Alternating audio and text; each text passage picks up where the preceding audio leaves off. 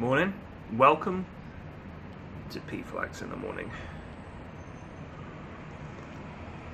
I didn't sleep very well. I normally sleep pretty well. This time I did not sleep very well. Kept waking up. I hate that feeling. Just keep waking up. Update. I found the tea. There's a cupboard under the TV. And inside the cupboard there's a drawer. When you pull out the drawer there's a small kettle, tea and coffee and all that. I still think there's a gown hidden somewhere in this room. I had to ask reception for this one, but I'm sure there's one hidden. It's just they hide stuff. I think in a posh hotel the assumption is you're not an idiot and you would know where these things would be kept. Well, of course the tea is kept in the cupboard beneath the television. I'm surprised there's a television, to be quite honest. I would expect it to be a small library.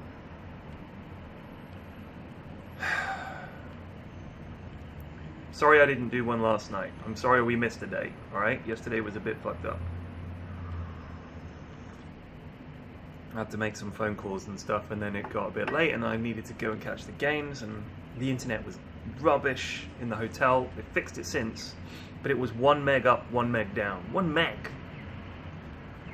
It's 1,024 times slower than what it should be. It should be a gig. It should be a 1 gig line for every hotel room. Alright, well that's exaggerating, but it would have been nice to have better, and now they've fixed it. We've got good internet, so unlike the venue, TI, bit of a my god.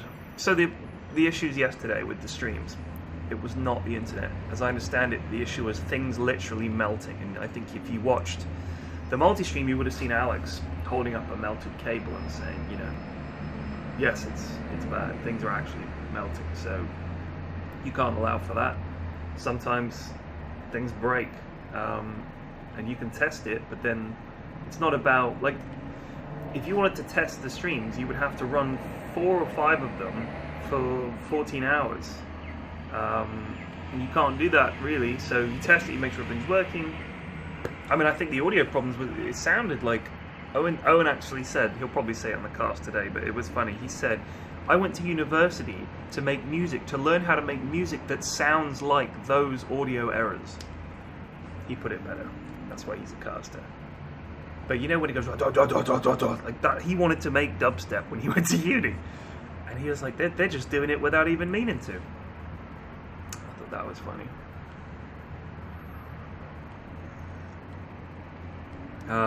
But yeah, I don't think it's a question of, oh, didn't you test it? I mean, people always say the same things on Reddit. They bemoan the expense of the production and can't believe that if it costs money it would have gone wrong. Might I remind you, lots of things that have been incredibly expensive have gone wrong. Second of all, the idea that you can just test it, that doesn't mean something isn't going to go wrong, especially if it's something breaking. It's very hard to do a test that is the same as the actual thing. So give them a chance, you know. So they're only little companies, Valve and PGL. They're just little lads, you know. They're brand new, bursting on the scene. They're trying their best. It'll be better. Yeah, there's always day one. I'm just fucking with you. It's always day one. Standard stuff. I mean, better now than at the main event. Am I right? I mean, every event I've been to, pretty much, and that's regardless of where or who or what it is, pretty much every event I've been to that's a multi-day event, the first day is generally the day where shit goes wrong and does go wrong. It's pretty incredible.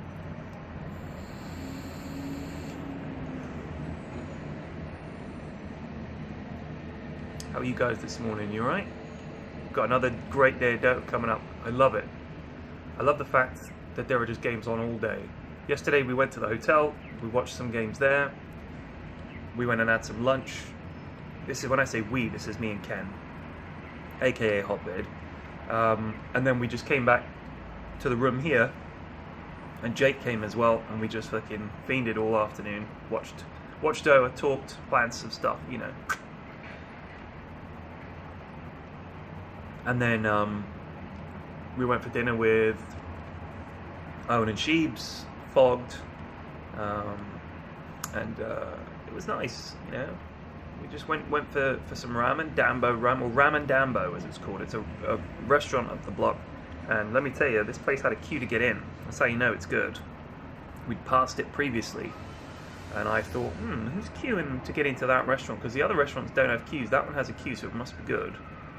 And I looked them up, and they were the top-rated ramen place around here on Google reviews. So I was like, okay. One of the reviews was I had to wait, and I was thinking, you know, that's the way a lot of restaurants are if they're any good. I mean, if you want to just go to a restaurant where the queue is like a 3-minute queue, and the food is like, here you go, get out. Here's your stupid food that's just garbage, and you could have got it anywhere. Here you go, get out. Then go to a fast food place. I like the fact that we had to queue. We were chatting in the queue. We go sit down. We have a meal. Beautiful food, really, really tasty. I didn't feel like it was made by someone who would rather I had dropped dead rather than them having to give me my order. What did I do yesterday?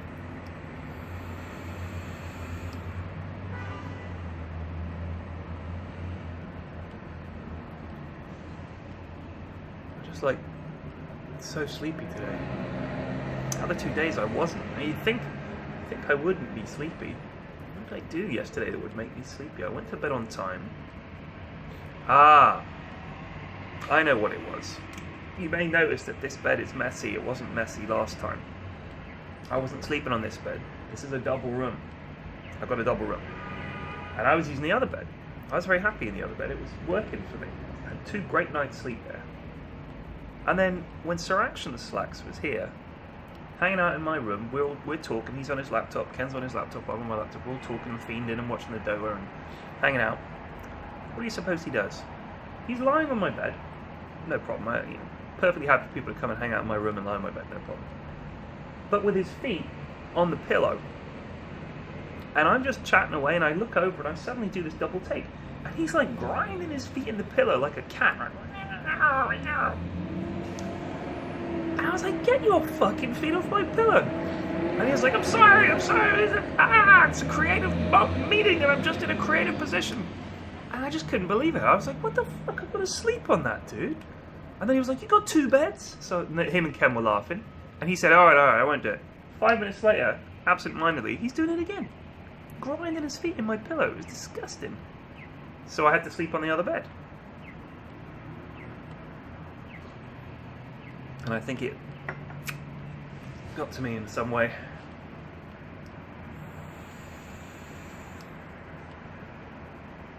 Also, we watched Dota for like 14 hours yesterday. And obviously, I mean, you know, some of the guys like OD and Fog were hanging out here, they were casting it. But they're kind of, you know, they just kind of chill out in the evening. I was just kind of, I tend to watch the games and then I'm talking to everybody and then I'm watching, you know, stuff on YouTube and I'm reading the news and I'm sort of activating my brain, playing games right until the last second before I go to bed. That's always the worst thing you can do. Previous nights I've just been kind of chilling out, watching something on YouTube, like a longer video, watching some Netflix, and then go to bed. And I think that gave my brain a chance to wind down. Also, you know what? I hate this. I don't normally live life by an alarm clock. What I do is, Mrs. F wakes me up, because she lives her life by an alarm clock. She has a real job, right? So she wakes up in the morning, she wakes me up, and I kind of, after years together, I've relied on that. And my brain is not ready for an alarm. So when I'm listening out for an alarm, my brain keeps going, hey, did your alarm go off yet? I'm like, no, go back to sleep. When it goes off, you'll know, it'll wake you up. But my brain doesn't work like that. It's a shame. Movie reviews. Haven't watched any. Review status, pending.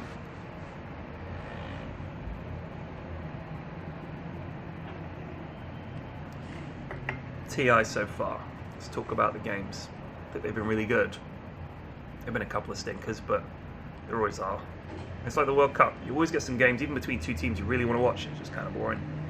But the group stages are interesting. People always put too much influence on on oh my god, so and so beat so and so. It tends not to mean a huge amount, I find. It can do, but a lot of the time teams that did unbelievably well in groups do nothing on the main stage, and vice versa. And I think the reason for that is when you're playing in this stage, yes, there's definitely something on the line, but it's not on the big stage, and you can talk to the players about it, and yeah, it absolutely has an effect on you. I know that we were talking about what the players see when they're in the booth and what they hear when they're in the booth, and it's very different, and you know, it genuinely does make them very nervous. Although they are professional athletes, they still don't generally play in front of that many people for that much money on that big a stage. And I don't care who you are, it makes you nervous. I mean, you see it in every professional sport. Even very, very skilled players get nervous because it's human nature. And to say, oh, you just got to suck it up and deal with it is ridiculous. I would absolutely brick it if I had to play Dota on stage in front of that many people with millions watching. Terrifying. So credit to them for the things that they do under that pressure. So the group stage is not really that kind of pressure. It's still pressure, still a big game of Dota. You know, this is the international you've got to win. And you can see teams crumbling under the pressure of realizing the group stage is not going well for them. But once you get to the big stage, I feel like if your team wasn't motivated, your team wasn't together, if you lacked unity, you can say, look guys, this is too big for us to let these problems hold us back. We've just got to do it. And sometimes that adversity makes or breaks the team going into the tournament. Those are the stories you don't find out until later. That's why I like things like True Sight. And I hope they're doing another True Sight this year. I really do, because I love True Sight. I watch it all the time. It's so fascinating. There's so much cool stuff planned for this TI. Now that I've been here for a few days, I've been talking to people about what's going to happen and what's going on. And I can't wait. It's going to be great fun. I hope you guys are looking forward to it as well. Yeah, this was kind of a chilled out PFlax in the morning because, like I said, I didn't sleep well, and just got a lot on my mind. Got a lot to do today. A lot of planning. Got to go out and do stuff, and I need to get my head around all that. When I normally wake up, the most I have to do is take the kids to school, come back and stream, pick the kids up from school, cook dinner, put the kids to bed, go back to stream. That's my day. And when that's messed with, I go into like a weird state of mind where I'm just like I focus on everything either too much, or I don't focus on anything because my brain just goes, we're having to do stuff for a change. It's weird. I think tomorrow, there's a couple of things I want to talk about tomorrow, but we've run out of time for today. Thanks for watching. I'm sorry this one was a bit lame. Peace.